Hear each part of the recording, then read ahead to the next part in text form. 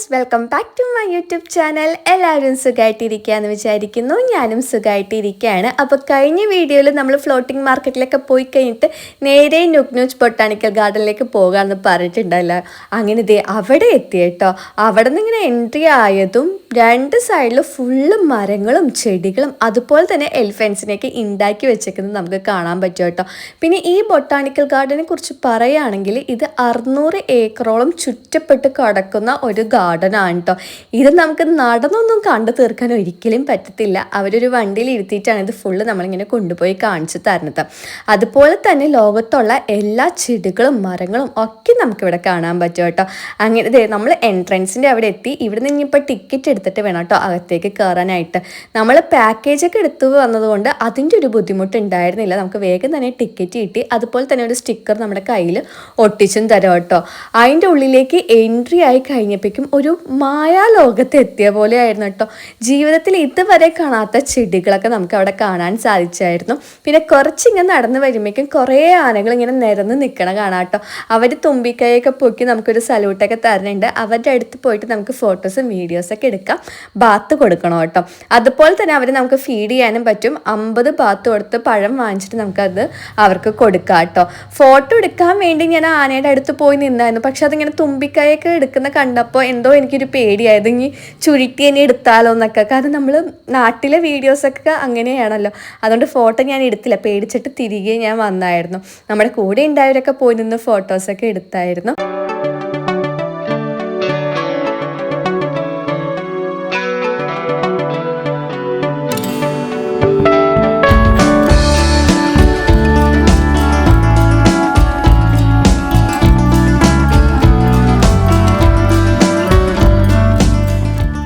ഇവിടെ നമുക്ക് 1 മണിക്കൂറോ 2 മണിക്കൂറോ കൊണ്ട് കവർ ചെയ്യാൻ പറ്റുന്ന സ്ഥലമല്ല കേട്ടോ. ഞങ്ങളൊരു ഹാഫ് ഡേ എടുത്തിട്ടാണ് ഇവിടെ നിന്ന് ഫുള്ളൊന്ന് കറങ്ങിയത്. മിനിമം ഒരു ദിവസമെങ്കിലും വേണം ഇവിടെ ഫുള്ളൊന്ന് നടന്ന് കാണാനായിട്ട്. നമ്മൾ പകുതി ഇങ്ങനെ നടന്ന് വന്നപ്പോഴേക്കും ഒരു കുട്ടി അനയും ഒരു വലിയ അനയും നിൽക്കുന്നുണ്ടായിരുന്നു കേട്ടോ. ഇവിടെയും നമുക്ക് ഫീഡ് ചെയ്യാവുന്നതാണ്. 50 ബാത്ത് കൊടുത്ത് പഴം വാങ്ങിച്ചിട്ട് കുറേ പേര് നിന്ന് അവിടെ ഫീഡ് ചെയ്യുന്നുണ്ടായിരുന്നു കേട്ടോ. കുട്ടി അനയൊക്കെ കഴിക്കുന്നത് കാണാനായിട്ട് നല്ല രസമായിരുന്നു. അപ്പോൾ നമ്മൾ അവിടെ നിന്ന് 2-3 ഫോട്ടോസൊക്കെ എടുത്തായിരുന്നു. എനിക്കെന്തോ അതുങ്ങളുടെ അടുത്ത് പോയി നിന്നിട്ട് ഫോട്ടോ എടുക്കാൻ ഭയങ്കര പേടിയായിരുന്നു കേട്ടോ. അതെന്താണെന്ന് എനിക്കറിയത്തില്ല. മേ ബി നാട്ടിലെ ആനകളുടെ വീഡിയോസൊക്കെ കണ്ടത് കൊണ്ടായിരിക്കാം. പക്ഷേ ഇവിടുത്തെ ആനകളെല്ലാം ഭയങ്കര പാവങ്ങളായിരുന്നു കേട്ടോ. അവർ ഫുള്ളി ട്രെയിൻഡ് ആയതുകൊണ്ടാണ് നമുക്ക് പേടിക്കാനൊന്നുമില്ല. അടുത്ത് പോയി നിന്ന് ഫോട്ടോസൊക്കെ എടുക്കാവുന്നതായിരുന്നു. പക്ഷേ എനിക്കെന്തോ ചെറുതായിട്ട് പേടി ഉണ്ടായിരുന്നു. അങ്ങനെ അവിടെ നിന്ന് നമ്മൾ നേരെ നടക്കായിരുന്നു കേട്ടോ തായ് കൾച്ചർ കാണാൻ വേണ്ടിയിട്ട്. നമ്മൾ സൂപ്പർ മാർക്കറ്റിൻ്റെ ഉള്ളിൽ കൂടെയൊക്കെയാണ് പോകുന്നത്. ഷോർട്ട് കട്ടാണെന്നാണ് തോന്നുന്നത്. നമ്മുടെ ഗൈഡ് എങ്ങനെയാണോ പോകുന്നത് അത് ഫോളോ ചെയ്തിട്ടാണ് കേട്ടോ നമ്മൾ പോയിക്കൊണ്ടിരുന്നത്. ഈ സൂപ്പർ മാർക്കറ്റിൽ നിന്ന് നമുക്ക് പർച്ചേസൊക്കെ ചെയ്യാവുന്നതാണ്. പക്ഷെ നമ്മുടെ കയ്യിൽ സമയമില്ലാത്തതുകൊണ്ട് നേരെ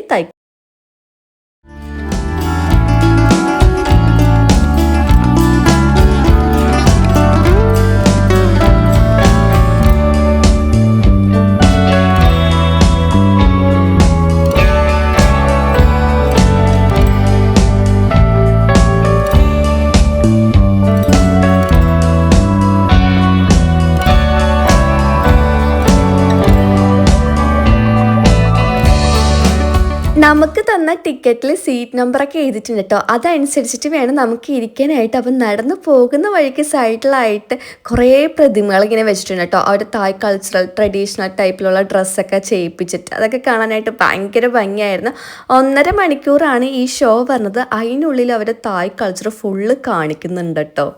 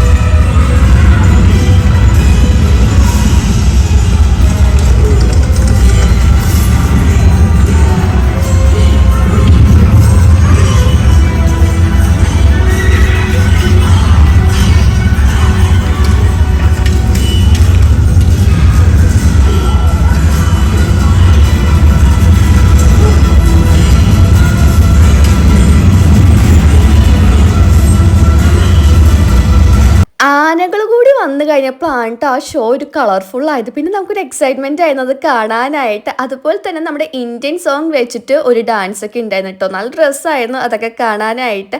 അങ്ങനെ ആ ഷോ കണ്ടു കഴിഞ്ഞിട്ട് നമ്മൾ നേരെ പോയത് എലിഫന്റ് ഷോ കാണാൻ വേണ്ടിയിട്ടാണ് കേട്ടോ. ലൈഫിൽ തന്നെ ആദ്യമായിട്ടാണ് എലിഫന്റ് ഷോ കാണുന്നത്. എൻ്റെ ഒരു ഫേവറേറ്റ് ഷോ ആയിട്ട് മാറിയതും എലിഫന്റ് ഷോ ആയിരുന്നു കേട്ടോ. കാണാൻ തന്നെ ഭയങ്കര രസമായിരുന്നു. കുട്ടി ആന മുതൽ വലിയ ആന വരെ ഉണ്ട് കേട്ടോ. ഓരോ ആനകളും ഇത് കണ്ടു വന്നിട്ട് ഇങ്ങനെ തുമ്പിക്കഴിഞ്ഞുകൊണ്ട് നമ്മളിങ്ങനെ നോക്കി ഇങ്ങനെ വിളിച്ചോണ്ടിരിക്കും. പൈസ കൊടുത്ത് കഴിഞ്ഞിട്ടുണ്ടെങ്കിൽ നമുക്ക് പോയി ഫോട്ടോസൊക്കെ എടുക്കാമെന്നാണ്. അങ്ങനത്തെ കുറേ പേര് പോയിട്ട് ഫോട്ടോസും വീഡിയോസൊക്കെ എടുക്കുന്നുണ്ടായിരുന്നു. ഞാൻ ആദ്യം പോകണ്ടെന്ന് വിചാരിച്ച് മാറി നിന്നതാണ് പേടിച്ചിട്ട്. പിന്നെ നമ്മുടെ ഗ്യാങ്ങിലുള്ള എല്ലാവരും പോയി എടുക്കുന്ന കണ്ടപ്പോൾ സേഫ് ആയിരിക്കും എന്നും പറഞ്ഞു പോയതാണ്. പക്ഷെ നല്ല പേടി ഉണ്ടായിരുന്നു കേട്ടോ. നമ്മളൊന്നും അറിയണ്ട, അവിടെ ചെന്ന് നിന്നാൽ മതി, അവർ തുമ്പിക്കൈയിൽ ഇരുത്തുന്നു, അത് കഴിഞ്ഞ് കൊമ്പി കൊണ്ടുവന്ന് ഇരുത്തുന്നു, പൊക്കുന്നു ഒക്കെ ആയിരുന്നു. എന്തായാലും അത് ലൈഫിലൊരു ബെസ്റ്റ് എക്സ്പീരിയൻസ് തന്നെയായിരുന്നു കേട്ടോ. എനിക്ക് അത്രയ്ക്ക് പേടിയായിരുന്നു. എനിക്ക് ആനയുടെ കൂടെ നിന്നൊരു ഫോട്ടോ എടുക്കാൻ പോലെ ഞാനാണ് പോയിട്ട് തുമ്പിക്കൈയിൽ ഇരുന്നിട്ടൊക്കെ ഫോട്ടോ എടുത്തത്. അതെനിക്ക് ഭയങ്കര ഒരു അടിപൊളി എക്സ്പീരിയൻസ് തന്നെയായിരുന്നു. അത് കഴിഞ്ഞിട്ട് കുറേ ആനകളൊക്കെ വന്നിട്ട് അവരുടെ ഓരോ ഷോ ആയിരുന്നു കേട്ടോ. ഈ ബലൂൺ പൊട്ടിക്കൽ, 2 ആനകൾ തമ്മിലുള്ള കോമ്പറ്റീഷനൊക്കെ. നമ്മൾ തന്നെ അതിൽ ആരുടെ കൂടെ ഏത് ടീമായിട്ട് നിൽക്കണം എന്നുള്ള എന്താ പറയുക ഇടിയായിരുന്നു അവിടെ. ഓരോ ആനയും ആ ബലൂൺ പൊട്ടിക്കുമ്പോൾ നമ്മൾ അവിടെ നിന്നിട്ട് ചീർ ചെയ്യായിരുന്നു കേട്ടോ. അടിപൊളിയായിരുന്നു അതൊക്കെ കാണാനായിട്ട്.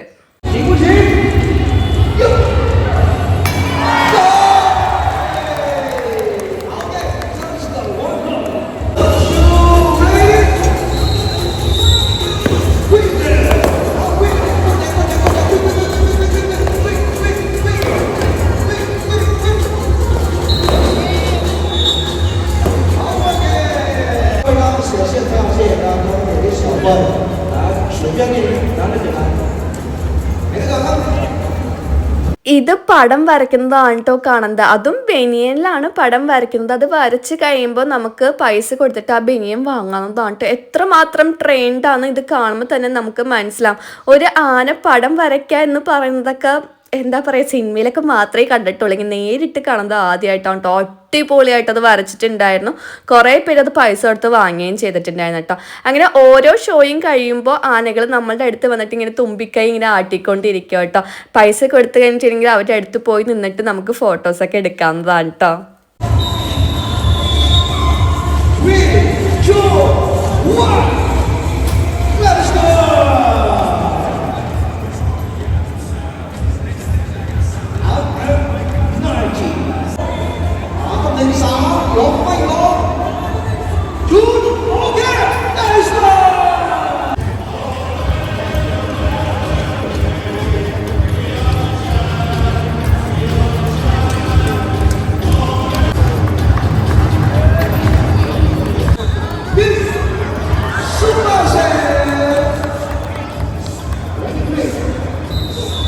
ഈ ഫുട്ബോൾ മാച്ച് കാണാനായിട്ട് നല്ല രസമായിരുന്നു കേട്ടോ. ഒരു പെനാൽറ്റി പോലെ ആയിരുന്നു. ഗോൾ പോസ്റ്റിൻ്റെ അവിടെ ഒരു ആന നിൽക്കുന്നുണ്ട്. പിന്നെ ഗോൾ അടിക്കാൻ വേണ്ടി 2 ആനയുണ്ട് കേട്ടോ.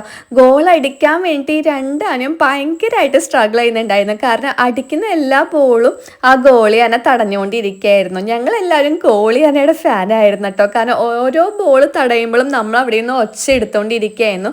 ലാസ്റ്റ് വിസൽ ഊതി കഴിഞ്ഞപ്പോൾ ഒരു ആന ഗോൾ അടിച്ചായിരുന്നു. എന്നാൽ പോലും ജയിച്ചത് ഗോളി ആനയായിരുന്നല്ലോ. അപ്പോൾ അത് ബാക്കി 2 ആനേനെ തുമ്പിക്കൈ പൊക്കി കളിയാക്കുന്നുണ്ടായിരുന്നു കേട്ടോ. അത് കാണാനായിട്ട് നല്ല രസമായിരുന്നു.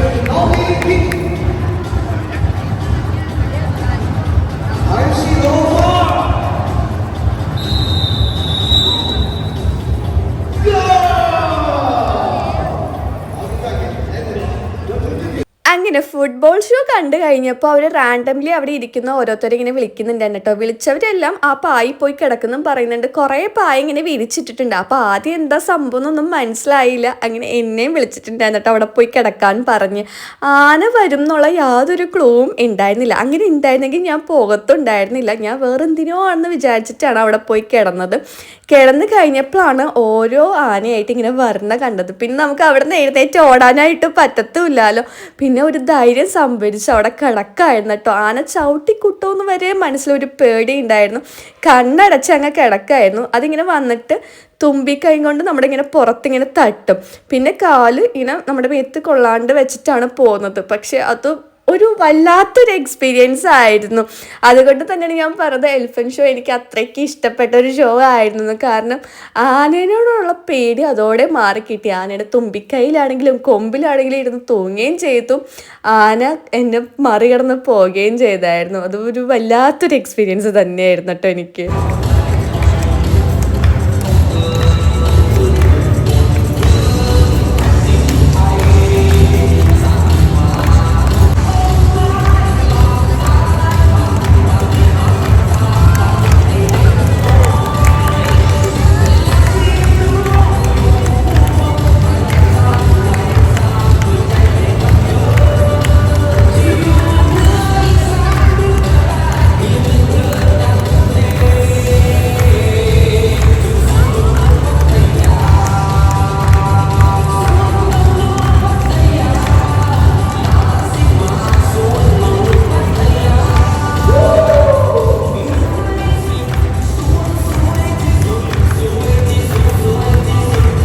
അങ്ങനെ ഷോയൊക്കെ കഴിഞ്ഞ് കഴിയുമ്പോഴും ആനകൾ ഇങ്ങനെ വന്നിട്ട് നിരന്ന് നിൽക്കും കേട്ടോ. കുറേ ചെറിയ ആനകളുണ്ടാവും, വലിയ ആനകളുണ്ടാവും, എല്ലാ ആനകളും ഉണ്ടാവും. നമുക്ക് ഇഷ്ടമുള്ള ആനയുടെ കൂടെ പോയി നിന്ന് ഫോട്ടോസൊക്കെ എടുക്കാവുന്നതാണ്. പക്ഷെ പൈസ കൊടുക്കണം കേട്ടോ. 100 ബാത്ത് കൊടുത്തിട്ട് വേണം നമുക്ക് ഫോട്ടോസ് എടുക്കാൻ. അപ്പോൾ നമ്മുടെ അടുത്തൊരു കുട്ടി ആന വന്ന് നിന്നിട്ടുണ്ടായിരുന്നു കേട്ടോ. അപ്പോൾ അതിന് ഫീഡും ചെയ്യുന്നുണ്ടായിരുന്നു ഒരു കുട്ടിയൊക്കെ വന്നിട്ട്. അപ്പോൾ നമ്മുടെ കൂടെ ഉള്ളവർക്ക് അതിൻ്റെ കൂടെ നിന്ന് ഫോട്ടോസൊക്കെ എടുക്കണം എന്ന് പറഞ്ഞപ്പോൾ അതിൻ്റെ കൂടെ നിന്ന് ഫോട്ടോസൊക്കെ എടുക്കായിരുന്നു. അതുപോലെ തന്നെ നമ്മൾ മറ്റേ തുമ്പിക്കൈയിൽ ഇരുത്തിയിട്ട് പൊക്കിയില്ലേ, അതിൻ്റെ ഫോട്ടോസും അവരെടുത്തിട്ട് ഫ്രെയിം ചെയ്തിട്ട് നമ്മുടെ അടുത്ത് കൊണ്ട് കാണിക്കും. നമുക്ക് ഇഷ്ടമുണ്ടെങ്കിൽ 100 ബാത്ത് കൊടുത്തിട്ട് ആ ഫോട്ടോസ് വാങ്ങാവുന്നതാണ്. എനിക്കത് പേഴ്സണലി അത്ര ഇഷ്ടമായില്ല, അതുകൊണ്ട് ഞാൻ വാങ്ങിച്ചില്ല. നമ്മൾ വീഡിയോ എടുത്തിട്ടുണ്ടല്ലോ, അത് മതിയെന്ന് അങ്ങ് വിചാരിച്ചു. പിന്നെ ഈ കുട്ടിയാണ് വന്നു കഴിഞ്ഞപ്പോൾ അതിൻ്റെ കൂടെ നിന്ന് ഇങ്ങനെ നല്ല പാവമായിരുന്നു കേട്ടോ. അതിങ്ങനെ അനങ്ങാണ്ട് നിന്ന് തരായിരുന്നു. ഭയങ്കര ക്യൂട്ടായിരുന്നു. 2 സൈഡിൽ ഇങ്ങനെ കൊമ്പൊക്കെ പോലെ കെട്ടിയിട്ട് അത് ഭയങ്കര രസമായിരുന്നു കേട്ടോ.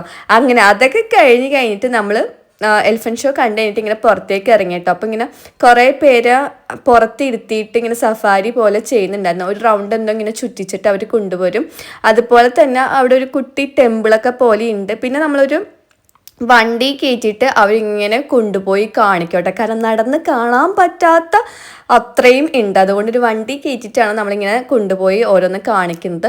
പല തരത്തിലുള്ള ചെടികളും മരങ്ങളും ഒക്കെ നമുക്ക് അവിടെ ഇങ്ങനെ കാണാൻ പറ്റും കേട്ടോ. അതിങ്ങനെ വണ്ടിയിൽ കൊണ്ടുപോയിട്ടാണ് കാണിക്കുന്നത്. ഇതൊക്കെ എന്തൊക്കെ ചെടികളാണെന്ന് ഞാൻ ലൈഫിൽ ഇതുവരെ കണ്ടിട്ടില്ല. അതുപോലത്തെ ചെടികളും പനകളും ഒക്കെ ആയിട്ട് നമുക്കിനി 2 സൈഡിലായിട്ട് കാണാൻ പറ്റും കേട്ടോ.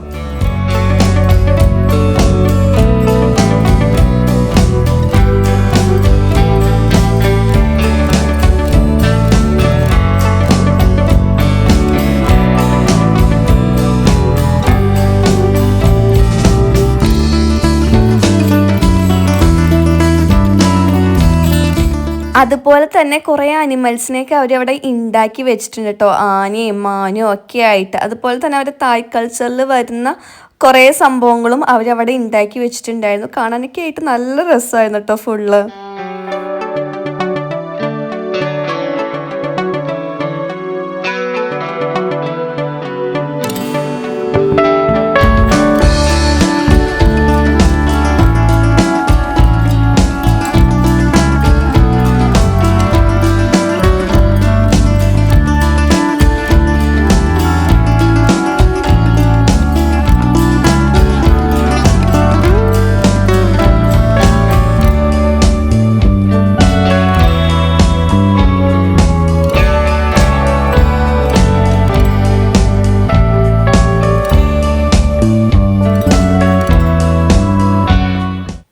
വീഡിയോസിൽ കൂടി ഇതിൻ്റെ ഭംഗി എത്രമാത്രം കിട്ടുന്നുണ്ടെന്ന് എനിക്കറിയത്തില്ല. പക്ഷെ നേരിട്ട് കാണാനായിട്ട് ഒരു രക്ഷയുണ്ടായിരുന്നില്ല കേട്ടോ. അടിപൊളിയാണ്.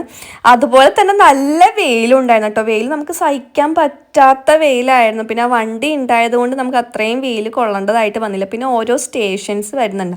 അവിടെ ഇറക്കി കഴിയുമ്പോൾ നമുക്കിങ്ങനെ ഫുള്ള് നടന്ന് കാണാവുന്നതാണ്. പക്ഷെ ആ നടന്ന് കാണുമ്പോൾ തന്നെ ആ വെയിൽ കൊണ്ടിട്ട് നമ്മൾ ആകെ ടയേർഡാവും. അത്രമാത്രം വെയിലുണ്ടായിരുന്നു കേട്ടോ.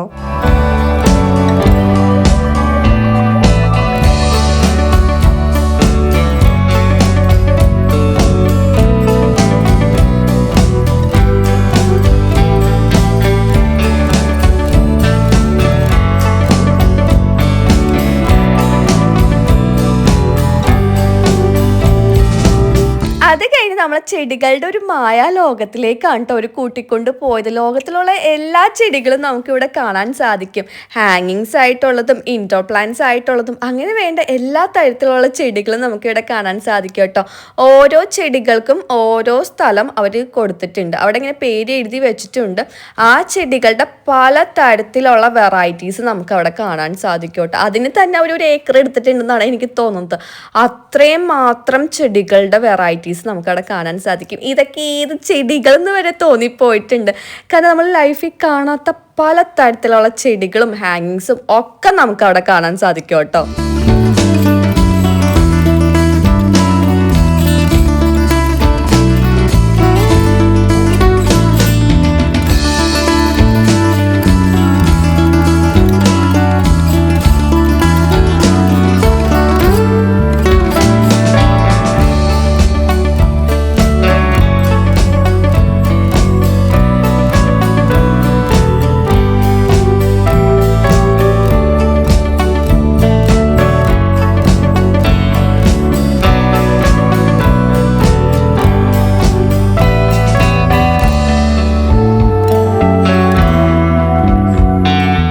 അങ്ങനെ ചെടികളൊക്കെ കണ്ടു കഴിഞ്ഞിട്ട് പിന്നെ നേരെ നമ്മൾ പോകുന്നത് ഡൈനോസേഴ്സിനെ കാണാൻ വേണ്ടിയിട്ടാണ് കേട്ടോ. പലതരത്തിലുള്ള ഡൈനോസേഴ്സിനെ അവരവിടെ ഉണ്ടാക്കി വെച്ചിട്ടുണ്ട്. ഭയങ്കര അടിപൊളിയായിട്ടാണ് കേട്ടോ ഇവർ അറേഞ്ച് ചെയ്തിരിക്കുന്നത്. ഞാൻ പറഞ്ഞില്ല ഓരോ സ്റ്റേഷനുകളാണ് വരുന്നത്.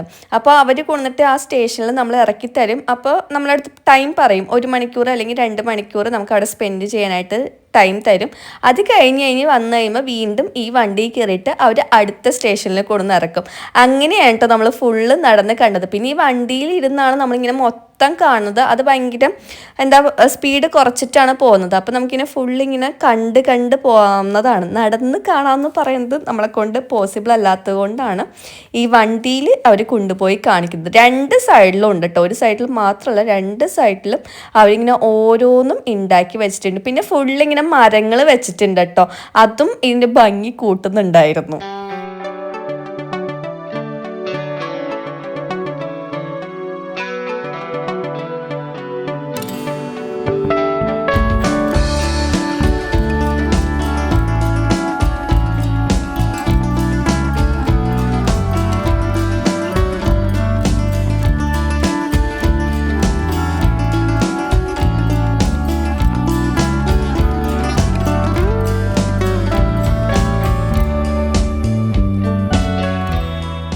അങ്ങനെ നമ്മൾ ഒരു സ്റ്റേഷനിൽ കൊണ്ടുവന്ന് ഇറക്കിയിട്ട് കുറച്ച് സമയം അവിടെ സ്പെൻഡ് ചെയ്യാൻ വേണ്ടിയിട്ട്. പക്ഷെ നല്ല വെയിലായിരുന്നു.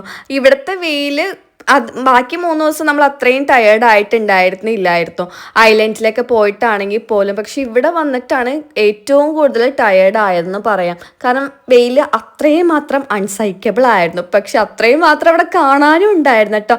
ശരിക്കും ഒരു ഡൈനോസർ പാർക്കിൽ വന്ന ഫീലായിരുന്നു അവിടെ ചെന്നപ്പോൾ കിട്ടിയത്. അത്രയും മാത്രം ഡൈനോസേഴ്സ് ആയിരുന്നു അവിടെ ചുറ്റിനും ഉണ്ടായിരുന്നത്.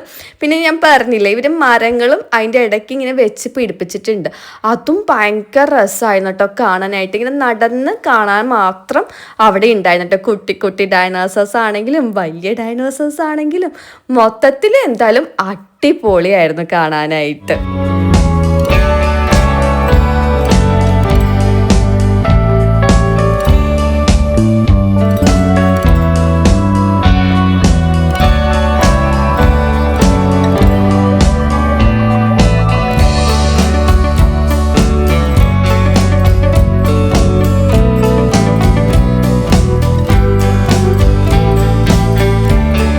കുറച്ചേ നടന്ന് കണ്ടുള്ളൂ. കാരണം ഭയങ്കരമായിട്ട് ടയേർഡായിട്ടുണ്ടായിരുന്നു. പിന്നെ നടന്ന് ആ വെയിൽ കൊള്ളാനായിട്ടുള്ള ത്രാണി ഇല്ലാത്തതുകൊണ്ട് നമ്മൾ അവിടെ വന്നിട്ട് റെസ്റ്റ് ചെയ്യായിരുന്നു കേട്ടോ.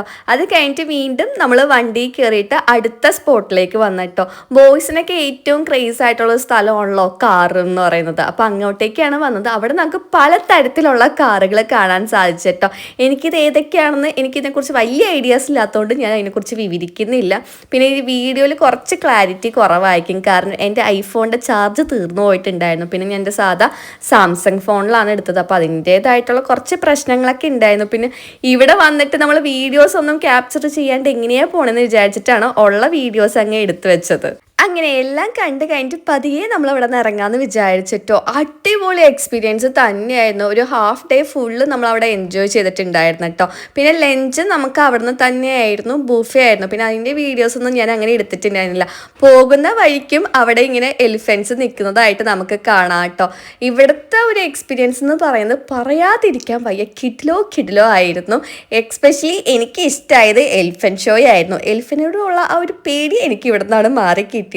അങ്ങനെ അവിടെ നിന്ന് ഇറങ്ങിക്കഴിഞ്ഞിട്ട് നമ്മൾ നേരെ പോയത് ബിഗ് ബുദ്ധ ടെമ്പിളിലേക്കാണ് കേട്ടോ. എല്ലാവരും ഭയങ്കരമായിട്ട് ടയേർഡായിരുന്നു, അതുകൊണ്ട് പകുതി പേര് അങ്ങോട്ടേക്ക് വന്നില്ലായിരുന്നു. പിന്നെ അലൻ പറയുകയും കൂടി ചെയ്തായിരുന്നു 100 സ്റ്റെപ്പ് കയറാനുണ്ടെന്ന്. അത് കേട്ടപ്പോൾ തന്നെ പകുതി പേർക്ക് കിളി പോയിട്ട് അയ്യോ അറിഞ്ഞില്ല എന്ന് പറഞ്ഞിട്ട് അവർ റൂമിൽ പോയിട്ട് റെസ്റ്റ് എടുക്കുകയാണ് ചെയ്തത്. പിന്നെ സ്റ്റാമിനയൊക്കെയുള്ള ആൾക്കാർ മാത്രമാണ് അങ്ങോട്ടേക്ക് വന്നത്. പക്ഷെ 100 സ്റ്റെപ്പൊന്നും ഉണ്ടായിരുന്നില്ല കേട്ടോ. അത് കണ്ടു കഴിഞ്ഞപ്പോൾ തന്നെ ഞങ്ങൾ വിചാരിച്ചു അയ്യോ ഇത്രയുള്ള എന്നുള്ളൊരു രീതിയായിരുന്നു. അതുപോലെ ബിഗ് ബുദ്ധ ടെമ്പിളിൽ അങ്ങനെ ബുദ്ധ ടെമ്പിളിലൊക്കെ പോകുമ്പോൾ എന്ന് വെച്ചിട്ടുണ്ടെങ്കിൽ സ്ലീവ്ലെസ് ആയിട്ടുള്ളത് ഷോർട്സ് ഒക്കെ ഇട്ടിട്ട് അവരകത്തേക്ക് കയറ്റില്ല. അപ്പോൾ താഴേന്ന് ഒരു ഷോളൊക്കെ വാങ്ങിച്ചിട്ട് വേണം മുകളിലേക്ക് പോകാനായിട്ട്.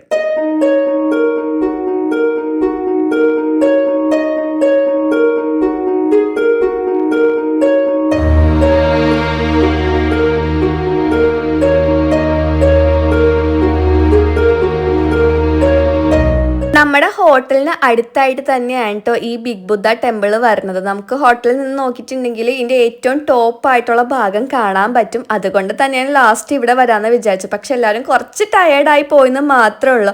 പക്ഷേ എല്ലാവരും ഒരു സെയിം വൈബായിട്ടുള്ള ആൾക്കാരായതുകൊണ്ടാണോ എന്നറിയില്ല, അവിടെ ഒരു ഗെയിം മോഡാണ് കേട്ടോ നമ്മൾ സെറ്റ് ചെയ്തെടുത്തത്.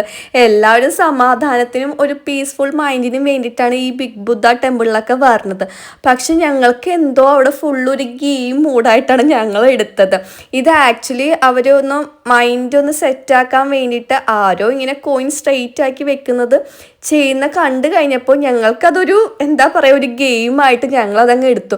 പിന്നെ ഫുൾ അവർ കോമ്പറ്റീഷനായിരുന്നു അത് നേരെ വെക്കാനായിട്ട്. പിന്നെ ഫുൾ ബെറ്റൊക്കെ വെച്ച് 100 ബാത്തിനേക്കായിരുന്നു അവിടെ കോയിൻ വെച്ച് കളിക്കുന്നുണ്ടായിരുന്നത് കേട്ടോ.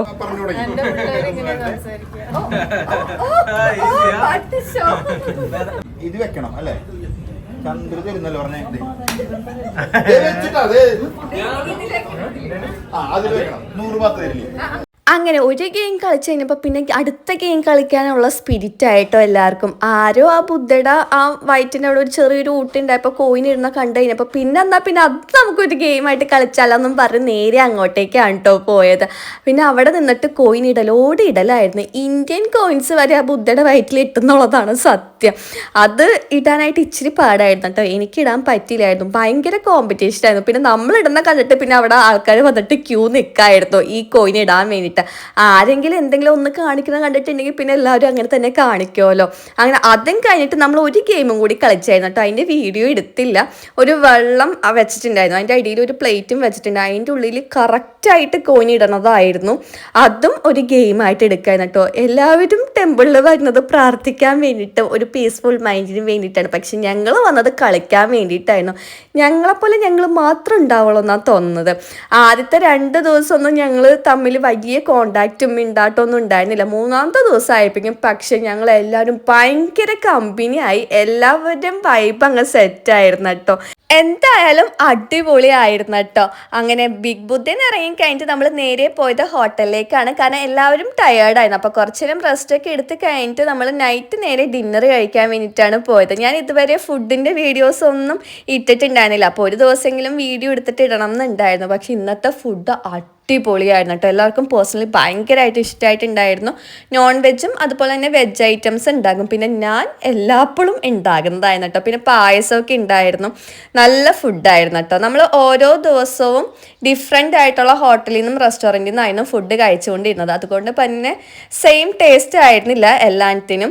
അങ്ങനെ ഫുഡൊക്കെ കഴിച്ച് കഴിഞ്ഞിട്ട് നമ്മൾ നേരെ വാക്കിംഗ് സ്ട്രീറ്റിലേക്കാണ് പോയത്. കാരണം പട്ടായയിലെ ലാസ്റ്റ് ഡേ കൂടിയാണല്ലോ. അപ്പോൾ എല്ലാം എക്സ്പ്ലോർ ചെയ്തിട്ട് വേണമല്ലോ പട്ടായയുടെ അടുത്ത് ബൈ ബൈ പറയാനായിട്ട്. അപ്പോൾ നേരെ നമ്മൾ അങ്ങോട്ടേക്കാണ് പോയത്. അപ്പോൾ വീഡിയോ എല്ലാവർക്കും ഇഷ്ടമായിട്ടെങ്കിൽ ലൈക്ക് ചെയ്യുക, ഷെയർ ചെയ്യുക, സബ്സ്ക്രൈബ് ചെയ്യുക. അപ്പോൾ അടുത്തൊരു വീഡിയോ ആയിട്ട് കാണുന്നവരേക്കും ടാറ്റാ.